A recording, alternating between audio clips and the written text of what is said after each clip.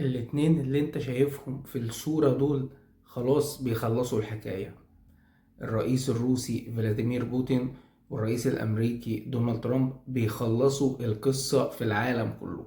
اكبر قوتين عسكريتين في العالم امريكا وروسيا. روسيا بقالها 3 سنين بتحارب 50 دولة. انت متخيل يعني ايه دولة بتحارب 50 دولة؟ فبوتين وترامب دلوقتي بيقسموا اوروبا حتة حتة، وبيقسموا في كل حاجة. وترامب باع اوروبا وقال لهم انا هوقف الحرب ديت. وعمك ماكرون وعمك اولف شولز عمالين بيضربوا سبعات في تمانيات. ليه؟ عشان هو باعهم خلاص. فهم بيقسموا اوروبا على مزاجهم، والحرب دي هتقف.